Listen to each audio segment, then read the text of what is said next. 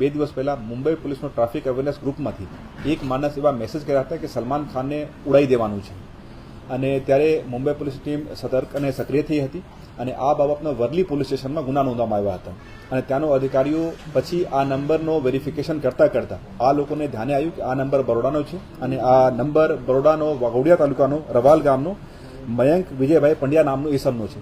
એ લોકો અમે લોકોને સંપર્ક કર્યા હતા અને બધું ડિટેલ્સ અમે લોકો શેર કર્યા હતા. ત્યારે અમે લોકો એ મયંક પંડ્યાને લોકેટ કરીને પોલીસ સ્ટેશન લાવ્યા હતા અને એમની પ્રાથમિક એક પૂછપરછ કરી હતી. તો ધ્યાને એવું આવ્યું હતું કે આ મયંક પંડ્યાની ઉંમર અંદાજિત 25-26 વર્ષ જેવું છે અને થોડુંક માનસિક રીતે બહુ વ્યવસ્થિત નથી અને એમની સારવાર પણ ચાલી રહી છે. અને એમનો ફોનનો જ્યારે ડિટેલ વગેરે લેવામાં જોવામાં આવ્યું એ ધ્યાને આવ્યું કે આ ભાઈ જાતનો ઘણા સોશિયલ મીડિયા નેટવર્ક્સ ઉપર સક્રિય છે અને ક્યારે પણ કોઈ પણ વોટ્સએપ ગ્રુપમાં જ્યારે એમને ઇન્વિટેશન વગેરે મળતા હોય છે એ જોડાઈ જતા હોય છે અને સોશિયલ મીડિયા ઉપર પ્રસિદ્ધિ પાવાનું પણ એ થોડું ચાહ રાખતા હતા. એ બધું વિગતો સાથે અમે લોકો મુંબઈ પોલીસને સંપર્ક કર્યા હતા અને ગઈકાલ આ લોકોની ટીમ અહીંયા આવીને એમની વ્યવસ્થિત પૂછપરછ કરી હતી. એમનો મોબાઈલ કબજે લેવામાં આવ્યા હતા અને એમને ફરી મુંબઈમાં પોતાના મેડિકલ ડોક્યુમેન્ટ સાથે રહેવા માટે નોટિસ આપીને મુંબઈ પોલીસ જતી રહી હતી.